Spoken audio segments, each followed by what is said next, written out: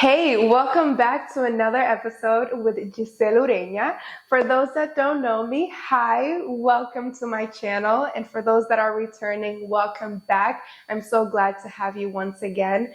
I am very pumped about today's episode. Because we're gonna talk about a topic that I think many of us think of it in a negative way, but I want to give it a different perspective, and that is solitude.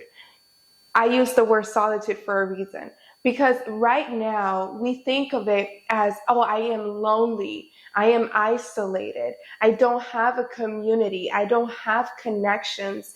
And I understand that.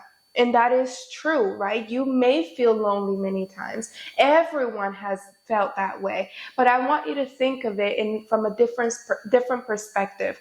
And that is solitude. Solitude is in a positive state of mind because you're saying, yes, right now I am on my own. I'm mostly by myself, but that doesn't mean that I'm in reality alone, that I am alone in this world, because you're not. I want to give you a little bit of a background story as to why I wanted to talk about this today, right? This is an opportunity for me to be in solitude and in relationship with myself.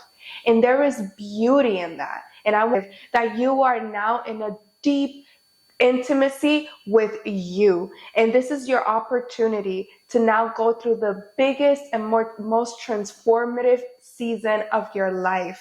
When you are by yourself, there are so many things that can happen, good and bad. But I want you to focus on the good, because in the good that is where you're going to develop into that person that you know is going to feed into that purpose of yours. Because I'm in solitude, because I'm with myself and having that intimacy with myself, I am facing a lot of my fears and I'm overcoming the fears. It's not that I'm only facing them and getting worse and more scared of them. I am facing them bravely. So I want to encourage you, when you are in solitude, you can face some of your worst fears and you will overcome them, because you will feel this empowerment within you that you have never experienced before. Number two, I have rested. When you are in solitude, you are giving yourself the opportunity to rest. It's going to be a roller coaster. I promise you, you're going to have to go through a lot of phases of emotions, and it's never ending. I tell you, some days I am beat, other days I'm drained, other days I'm very sad. But overall, because you are in your own space and you are with yourself, you get to rest.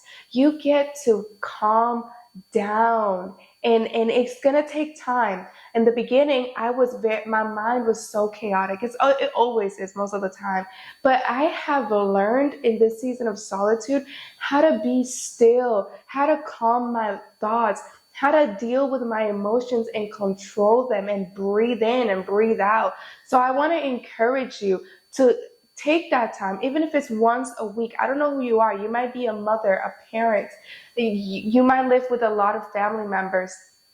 But I want you to take a day for yourself where you are by yourself. You're not next to coworkers. You're not next to, neighbors or anything like that. It's just you, yourself, and that's it. That will give you rest spiritually, emotionally, physically, to just be. Number three. This, I think it's my favorite one. I have discovered new things about myself that I was like, I like that. I don't have any pressure. I'm trying it. I am, just giving it a try. So like, that's amazing. When you are in solitude, you can start discovering things about yourself that you're like, oh my goodness, I did not know that I could do that, or I love that, or that I would like something like this.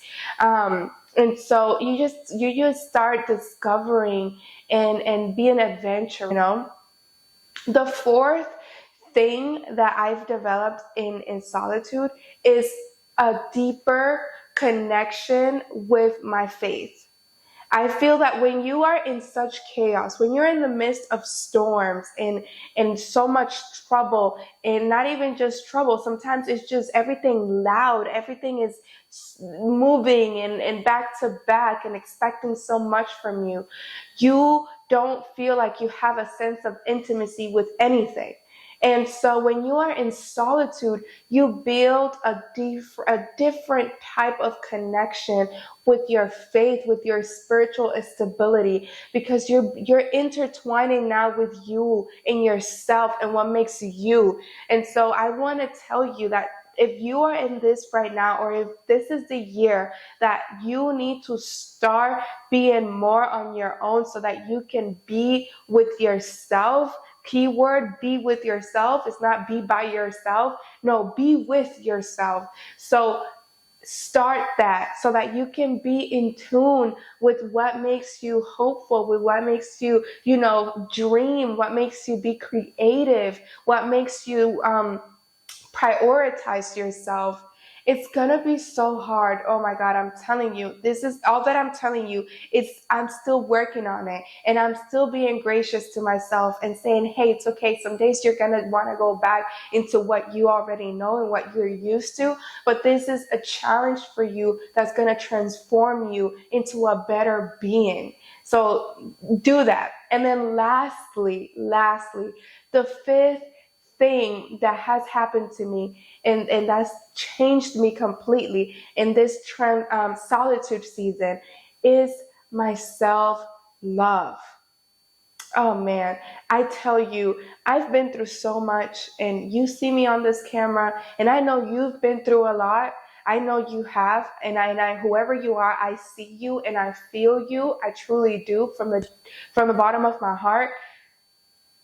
Self-love is one of the most difficult things for me, because as someone that has had to just survive after obstacle, after challenge, after just constant survival mode, you're never looking inwardly. You're just being alert and on ground and guarded on what's next that you're going to have to overcome.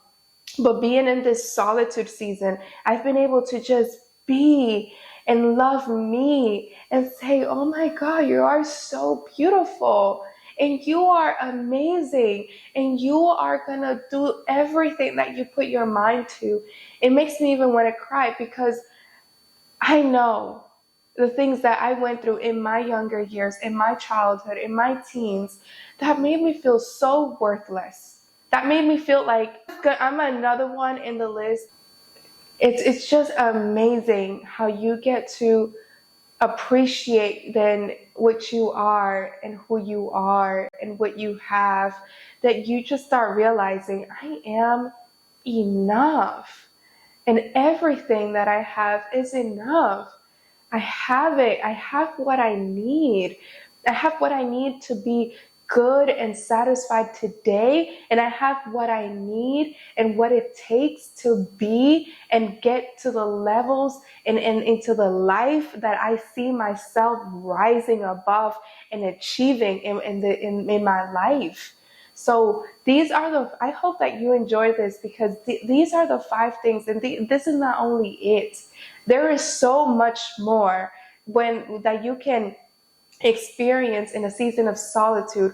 Do not let your negative thoughts and the lies that creep into your mind make you and limit you from experiencing the most amazing transformation of your life by being with yourself in solitude. Do not let that. Do not let it happen, because you, my friend, you have what it takes. And if you are right now in a season of solitude, it's for a big purpose and a big reason, because you're being prepared for what's to come.